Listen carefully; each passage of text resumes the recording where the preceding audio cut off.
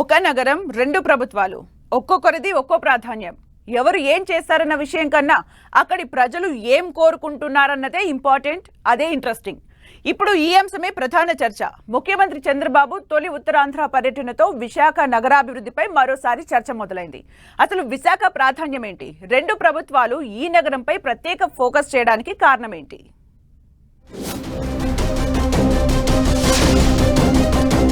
మహావిశాఖ నగరం తెలుగు రాష్ట్రాల్లో ప్రత్యేక నగరం, సిటీ ఆఫ్ డెస్టినీగా చెప్పే ఈ సాగర నగరం రాజకీయంగా ఎంతో ప్రధానం.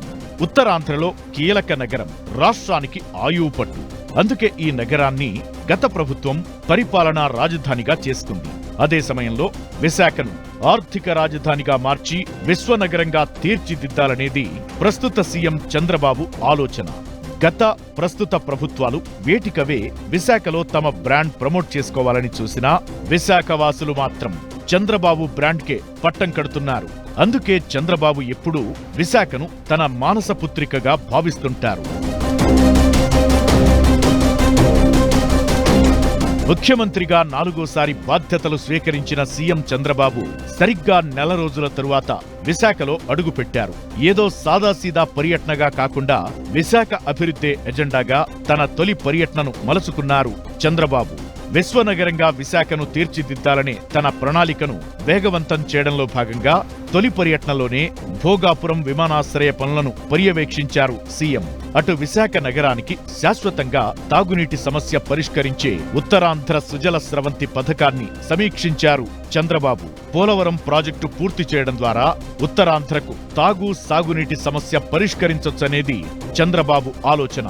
అందుకే ఒకే సమయంలో అటు పోలవరం ప్రాజెక్టు పనులతో పాటు విశాఖ అభివృద్ధిపైన దృష్టి పెట్టారు చంద్రబాబు. ఇక తాజాగా విశాఖను ఫిన్టెక్ జోన్ గా అభివృద్ధి చేయాలనే తన భవిష్యత్ ప్రణాళికలను తెర మీదకు తెచ్చారు చంద్రబాబు. చంద్రబాబు అధికారంలో ఉండగా విశాఖపై ఎప్పుడూ ప్రత్యేక ఫోకస్ చేస్తుంటారు. ఒకసారి సీఎంగా ఉండగా ఒకే ఏడాదిలో 16 సార్లు విశాఖను సందర్శించారంటే విశాఖ నగరానికి ఆయన ఎంత ప్రాధాన్యమిస్తారనేది ఊహించొచ్చు. అందుకే విశాఖ వాసులు ఎప్పుడూ చంద్రబాబు వెంటే ఉంటామని చాటుతుంటారు. 2019లో రాష్ట్రం మొత్తం టీడీపీ తుడిచిపెట్టుకుపోయినా విశాఖ నగరంలో 4 స్థానాల్లో గెలిపించి మేమున్నామని భరోసా ఇచ్చారు. ఇక తాజా ఎన్నికల్లోనూ విశాఖలో కూటమికి, ముఖ్యంగా టీడీపీకి బంపర్ మెజారిటీ కట్టబెట్టారు. రాష్ట్రంలోనే అత్యధిక మెజారిటీతో గాజువాక ఎమ్మెల్యేను గెలిపిస్తే 3వ మెజారిటీతో భీమిలి ఎమ్మెల్యే గంటా శ్రీనివాసరావును గెలిపించారు విశాఖ వాసులు. ఈ 2 నియోజకవర్గాలు మహావిశాఖ నగరంలో అంతర్భాగం కావడం విశేషం. ఇక గత ప్రభుత్వం ఎప్పుడూ విశాఖను పరిపాలనా రాజధాని చేస్తామని చెబుతూనే ఉండేది. కానీ స్థానికులు 3వ రాజధానిగా విశాఖను వద్దనుకున్నారని అసెంబ్లీ ఎన్నికల్లో తేలిపోయింది. ఉత్తరాంధ్రలో కీలక నేతలంతా ఓటమి పాలవడం కూడా వైసీపీపై స్థానికుల వ్యతిరేకతకు నిదర్శనమని విశ్లేషిస్తున్నారు పరిశీలకులు. ఈ కారణంతోనే చంద్రబాబు తాజా పర్యటనలో విశాఖపై మరింత ఫోకస్ చేశారు.